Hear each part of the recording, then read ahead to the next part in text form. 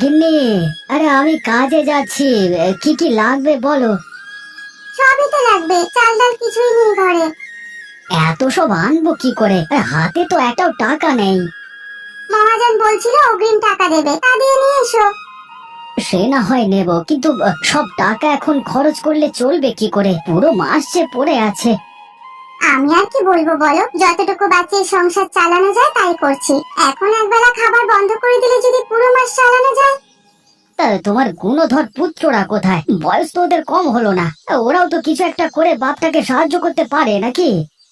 কোথায় যাবে আবার? নিশ্চয়ই কারোর বাগানে আম চুরি করছে। ওসব কাজ আমার ভালো লাগে না গিন্নি, ওদের বলে দিও অন্যের বাগানে না যেতে। কেউ সালিশ নিয়ে আসলে কিন্তু আমি উপায় রাখবো না, বলে দিলাম। কি করব বলো, ওদেরও তো দুটো আম খেতে ইচ্ছে করে। বৈশাখ মাসটা গেল, একটা ফল কিনে ওদের মুখে দিতে পারিনি। গরিবের আবার এত ফল খেতে হয় কেন? 3 বেলায় যে ভাত পাচ্ছে এটাই ঢের। আমি মরছি, কিভাবে সংসার টানবো সেই চিন্তায়, আর তুমি এসেছো ফলের গপ্প নিয়ে। হয়েছে হয়েছে, তোমাকে আর কিছু বলবো না। আমার কথা তো শুনলেই তোমার পিঠে জ্বলে যায়। জ্বালানোর আর বাকি রাখলে কি? তোমার কথার আঘাতে শুকনো খাটেও আগুন ধরে যাবে।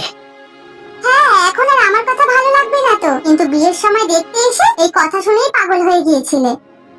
সেদিন যে কি পাগলই না ধরেছিল আমার, না হলে তোমার সাথে আজকে সংসার করতে হতো। আমি সংসার করছি এটা তোমার সাত কপালের ভাগ্য। অন্য কেউ হলে না এতদিনে বাপের বাড়ি চলে যেত। তাই যাও, সাথে 5টা অকাল কুষ্মান্ডকেও নিয়ে যেও, দেখি তোমার বাপ কদিন পালতে পারে। এত সহজে তোমাকে মুক্তি দিচ্ছি না মিনসে। আমার ছেলেরা তোমার ঘাড়েই থাকবে। ওদের হাতের আগুন পেলে তবেই তোমার মুক্তি। সেদিন আর বেশি দূরে নেই গিন্নি, আমি মরবার পর ওরা তোমার মাথা খাবে, সেজন্য প্রস্তুত হয়ে থেকো।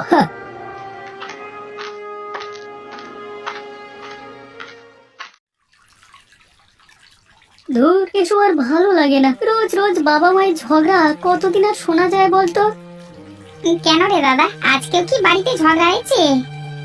হবে না, গিয়েছিলাম খাবার খেতে, গিয়ে দেখি বাবা মা ঝগড়া করছে। দূর থেকে ওদের কথা শুনেই চলে এসেছি।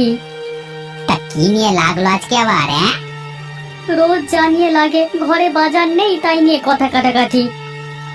বুঝেছি, শেষে বাবা আমাদের কথা তুলে ঝগড়ার 16 কলা পরিপূর্ণ করলো। বাবাটাকে নিয়ে আর পারা যায় না, কেবল আমাদের পেছনে লাগে। কেমন করেছি বলতো?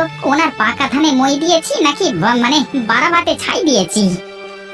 কি করেছো এখনো বোঝনি দাদা? এত বড় বড় দুটো ছেলে রেখে বাবাকে কাজ করতে যেতে হয়, এ থেকে মানে লজ্জার কিছু আছে আর? বারে, বসে বসে কেবল আমরাই খাই নাকি? তোরা কি তবে হাওয়া খেয়ে থাকিস? এই রাখ তো তোদের ঝগড়াঝাটি, সারাদিন খটমট লেগেই আছিস। এইদিকে খিদে আমার পেটে চুঁচু করছে। কি করি যে এখন? এরকম ঝগড়ার পর বাড়িতেও তো যাওয়া যাবে না। দূর, আর একটু সহ্য করো দাদা। অজয় বিজয়কে পাঠিয়েছি ঘোষ মশাইয়ের বাগানে, আমজাম কিছু পেলে এবেলায় খেতে পারবো।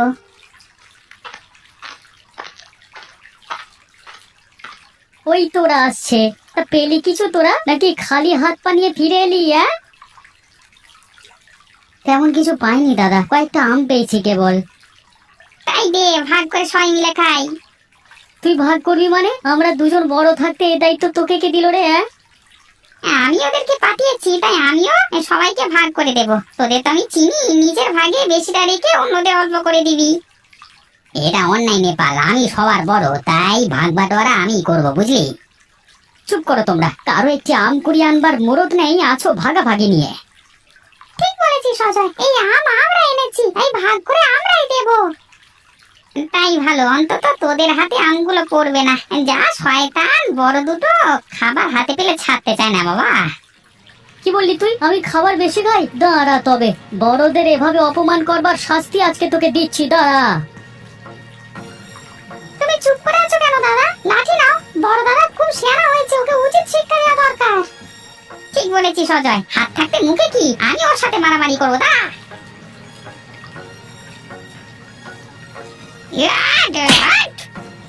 আরে কি করছিস কি? কি করছিস কি? আরে ছোট ভাই হয়ে বড় ভাইয়ের মাথায় লাঠি ভাঙছিস? এই রে বাবা, চলে এসেছে যে। চল দাদা, এক্ষুনি এখান থেকে পালাই। হ্যাঁ হ্যাঁ চল, ওরা মারামারি করতে থাকুক, আমরা পালাই। বাবাটা আসবার আর সময় পেল না। বীরে লাঠি ফেল আর চল এখান থেকে। এই মুহূর্তে ধরতে পারলে আর ওভার থাকবে না রে। চ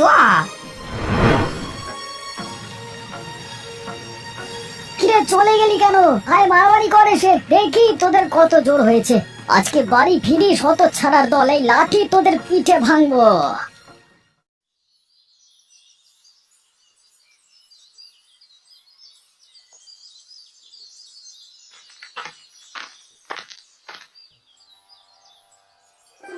তাড়াতাড়ি চালের বস্তাগুলো মাচার উপরে তুলে রাখো গোপাল, শুনেছি এবার বন্যা হবে, জল গুদামে ঢুকলে সব জিনিস ভিজে যাবে তো।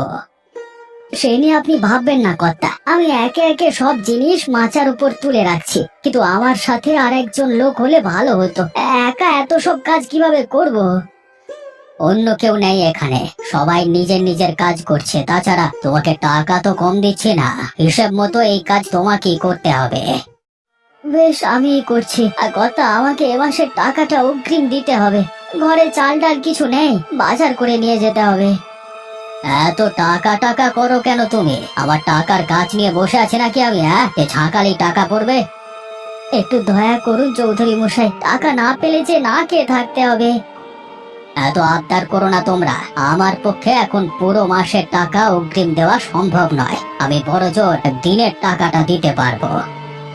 বেশ, তবে তাই করুন, প্রতিদিন কিছু করে টাকা দিলে তাই দিয়ে অল্প অল্প বাজার করে বাড়ি নিয়ে যাব।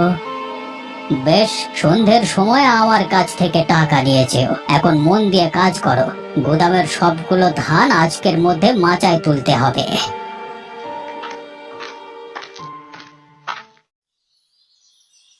দেখো দেখি, বেলা দুপুর হয়ে গেছে, এখনো ছেলেগুলো খেতে এলো না।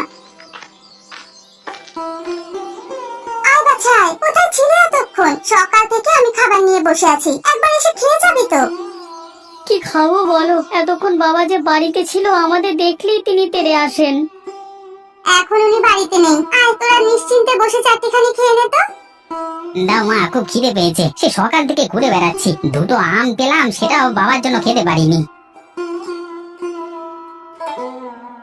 নে বাছা, এই বেলায় তেমন কিছু করতে পারিনি, কেবল কচুর শাক রেঁধেছি। কচু শাক? ওটা আমি একদম খেতে পারি না, এই শাক খেলে গলা চুলকোয়। কি করবো বল বাবা, ঘরে যে আর কিচ্ছু নেই, কটা চাল ছিল তা ফুটিয়ে বাড়ির আঙিনা থেকে এই শাকগুলো তুলেছি। একটা ডিম ভেজে দাও না মা, আমিও কচু শাক খেতে পারি না।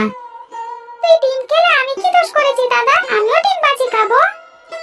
ঘরে ডিম তো নেই বাবা, এই বেলা তোরা কোনোভাবে খেয়ে নে, রাতে তোর বাবা মাছ নিয়ে এলে মাছ ভাজি দেবো। ঠিক আছে মা, রাতে কিন্তু আমাদের মাছ ভাজি চাই, এই শাক পাতা দিয়ে আর খাওয়া যায় না। হ্যাঁ,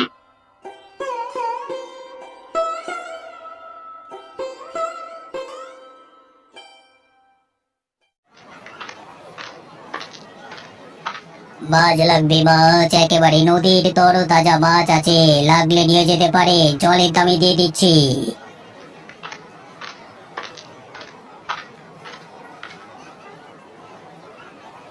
ওয়ে মানিক দাদা, মাছ কত করে বিক্রি করছো? কোনটা নেবে আগে সেটা বলো, তারপর দাম বলছি। এই বড় মাছটা কত? এটা 500। ওরে বাবা, এত টাকা দাম! আমার হাতে তো এত টাকা নেই। তবে এই ছোট মাছগুলো নিয়ে যাও, ওগুলো 50 টাকায় দিয়ে দিচ্ছি। তাই দাও, আমার হাতে 50 টাকাই আছে। তাহলে বড় মাছের দাম জানবার কি দরকার? যেটা নেবে না সেটা নিয়ে মাথা ঘামাবে না, যত সব। জেনে দেখছি আর কি, যদি সাধ্যের মধ্যে হতো তাহলে নিয়ে যেতাম, অনেকদিন হয়ে গেল ছেলেগুলোর পাতে এক টুকরো মাছ দিতে পারিনি। এত বড় মাছ কিনবার সাধ্য কখনো তোমার হবে না, এসব মাছ কিনবে রায় চৌধুরীরা, যাদের টাকার কোনো অভাব নেই। ঠিক বলেছো দাদা, আমরা গরিব মানুষ, আমাদের জন্য ওসব ছোট মাছই ভালো। হ্যাঁ, এই মাছ নিয়ে বাড়ি যাও, গিন্নিকে বেশি করে ঝাল মশলা দিয়ে রান্না করতে বলবে, খেতে আবার অমৃত লাগবে দেখবে। ঠিক আছে, সেইভাবেই খাবো।